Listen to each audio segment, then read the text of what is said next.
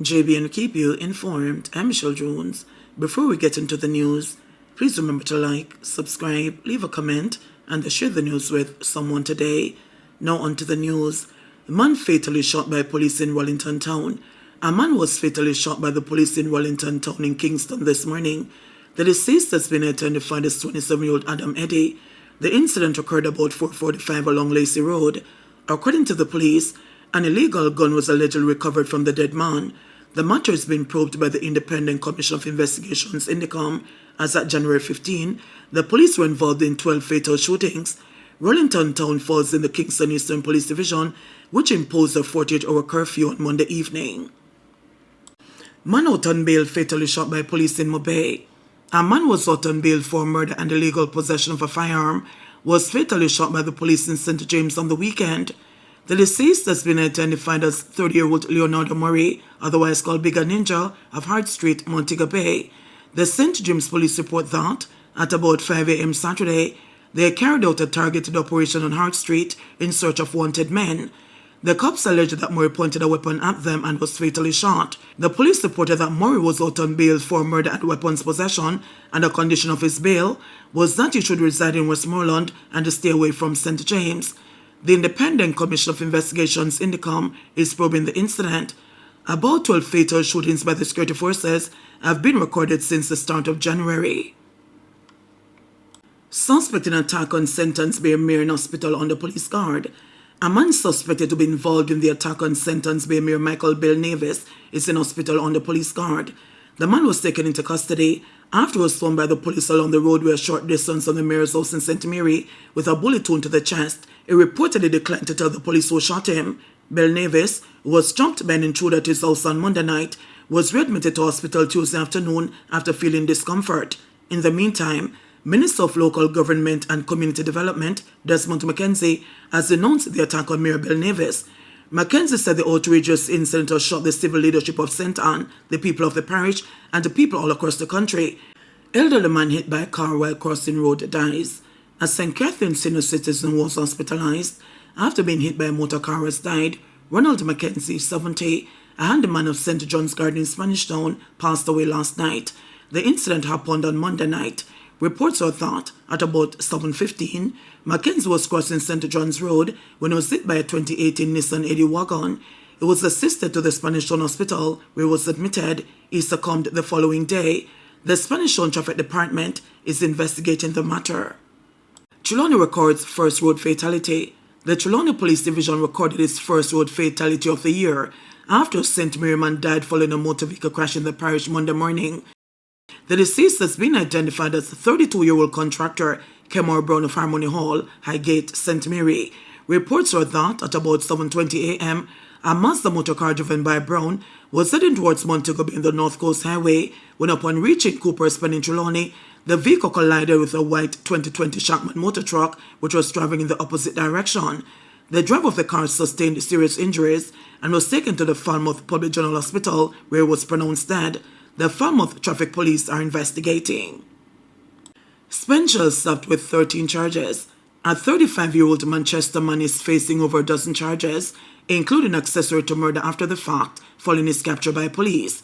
Raymond Samuels, otherwise called Spencer, of Bronte District, Christiana, Manchester, was nabbed in relation to a number of incidents in the parish in 2024. He has been charged with shooting with intent, 6 counts, possession of a prohibited weapon, 2 counts, unauthorized possession of ammunition, 2 counts, using a firearm to commit a felony, 2 counts, and accessory after the fact to murder.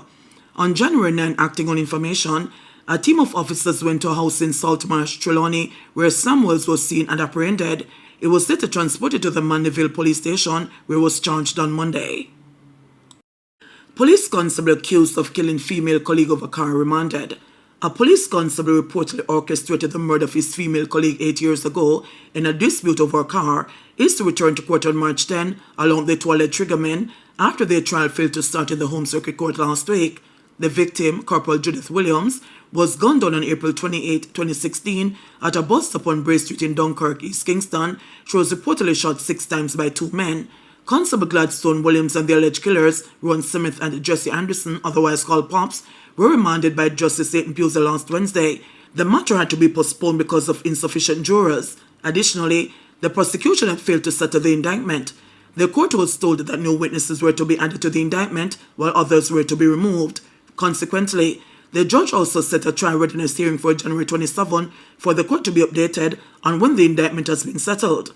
In the meantime, King's counsel Peter Champagne, who is representing Williams, expressed displeasure with the delay and unprepared state of the prosecution. Champagne charged that it was unacceptable that after 8 years of extensive case management, the indictment was still not completed. The alleged mastermind is accused of plotting the woman's murder after she brought him to court over a car she gave him to fix and which he sold without permission. Attorney at law C.J. Mitchell is representing Smith, while Leroy Equiano is representing Anderson. Purchase of a state of a section of Spanish Town Road sparks responses from state officials. West Kingston Member of Parliament Desmond McKenzie has responded to pleas from taxi operators for the immediate fixing of a broken sewage main in the vicinity of Denham Town Police Station on Spanish Town Road. He sought to assure them that the matter was being addressed. Scores of taxi operators demonstrated Tuesday morning, insisting that they want to hear from the authorities now. Respect the school, man. See the school, respect it. Even respect we as motorists, respect the school, man. This is from November, December, now it's January, a new year. Yes. We should be having something new. We can see them all. Come on, man. We can't go on forever with this. And this is an election here, and when they come, say them want to vote for them. We not vote. No vote. Yeah, no vote. Just recently, one of my friends got splashed with this very water, and it cost him over 70,000 because the rashes on his skin. He has to go. Him go to public, them can't help him because he have to sit down and wait. Him go to private doctor, the amount of medication he have to take. Mackenzie, in response, said he's in dialogue with the NWC and that some remedial work is expected. The demonstration, I am not in any way upset because I know the concerns are real. The work is going to take some time because there are extensive blockage across the constituency. The sewer system is old and it is antiquated and it is creating problems not just there but right across sections of the constituency. And work has started in certain sections to deal with the problem, so they're moving now to another section, and this section now will include the one in front of the Denham Town Police Station. Minister with responsibility for water, Matthew Samuda, said this was part of the National Water Commission's work on the Downtown Kingston Wastewater Improvement Project. Behind me is emergency works taking place along the corridor of Spanish Town Road at the intersection of Industrial Terrace. Now, residents would have noted the unbearable issues related to a sewage leak in this area over the past 6 weeks. We have been working with residents on constantly clearing the blockage in and around the area to ensure that we're able to bring about resolution.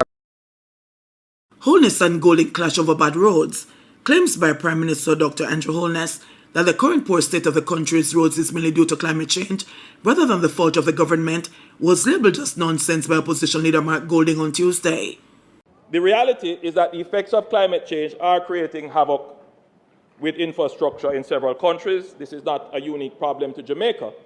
What makes matters worse in Jamaica is that our situation is compounded by 30 years of neglect and underinvestment in our infrastructure, including our roads.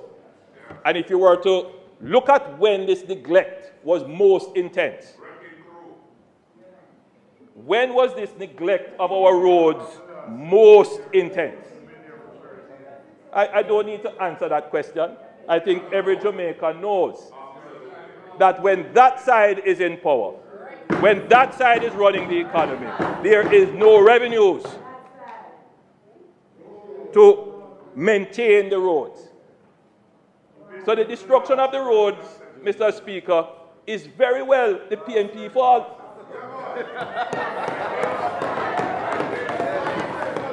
If they were maintaining the roads from all of those years coming, we wouldn't be in this position. Climate change.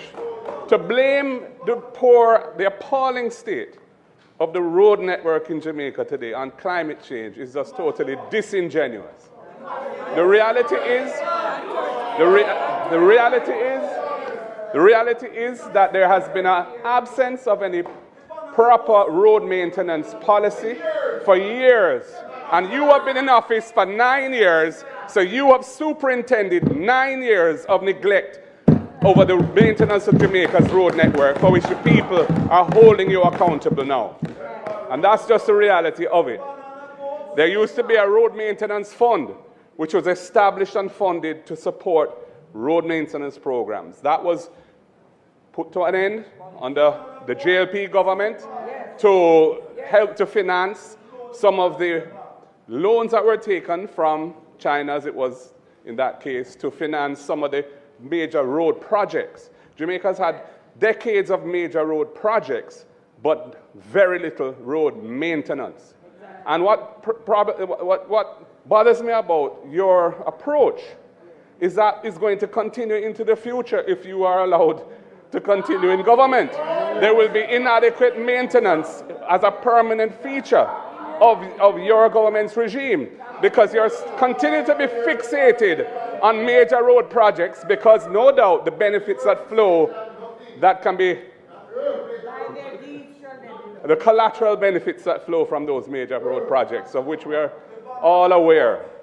But the road maintenance, which is what the people want to see, the interior roads, the community roads, even the scheme roads, which you said the government is not responsible for. The government fixes the entire parameters of how roads are addressed in the country. The decision whether to take over or leave roads without any proper superintendent is a government decision.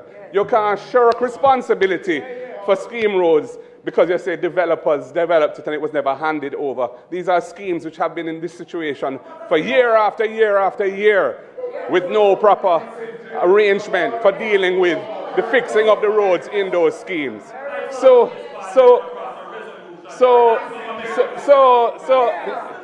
you said something about when you start to shout, the stone lick. Well, apparently it doesn't lick.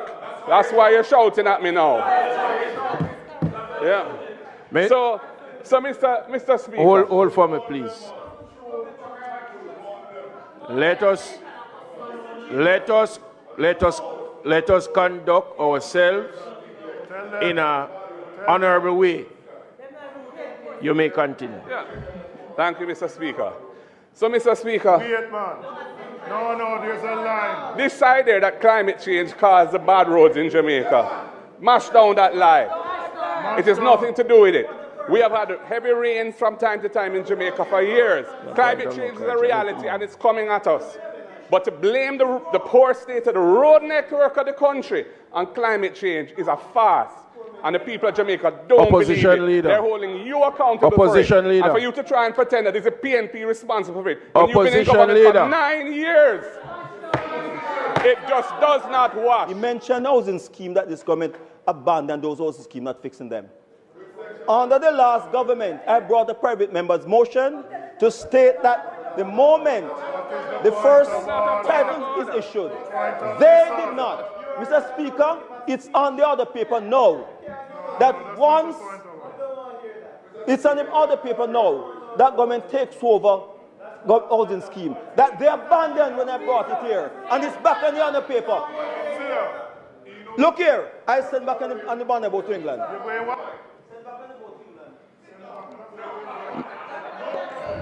You may continue your presentation. Talk about the people them over there.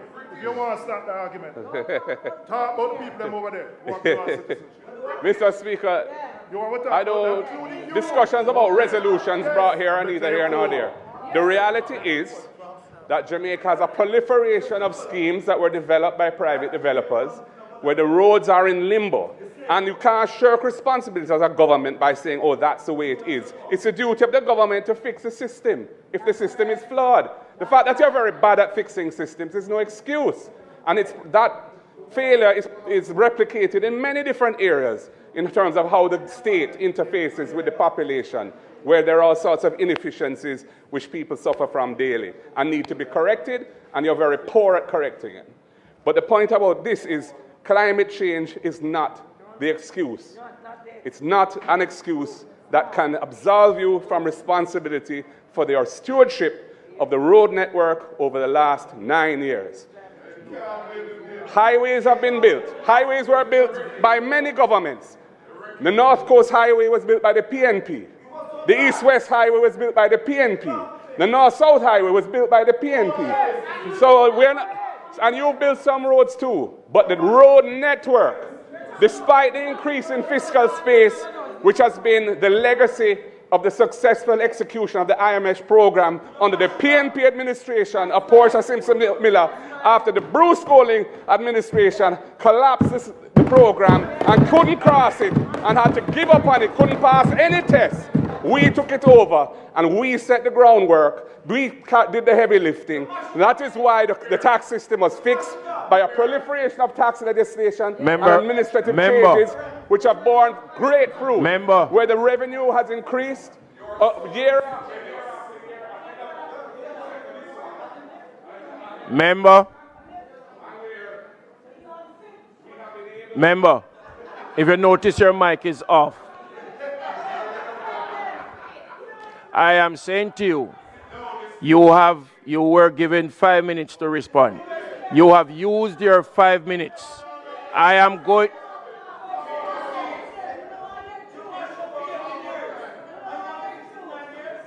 You were, by the bylaws, you have 5 minutes to respond it. You have used up your 5 minutes. I am going to give you another minute to wrap up and not more. Thank you for the additional minute, Mr. Speaker. The point of the matter is this. Despite the growth in fiscal space, which is a result of the reforms and the successful execution of the IMF program under the Portia Simpson Miller administration, which has yielded a great legacy to this country, you have not used those resources on the road network. You have used it on a proliferation of other things. And to say that climate change is responsible for all of the potholes in the country is absolute nonsense. And the people don't believe it, and they don't accept it, and you're going to pay the consequences of it politically in the months to come. JBN will keep you informed. Please remember to subscribe, like, share, leave us a comment, and click the notification bell to receive our daily news items.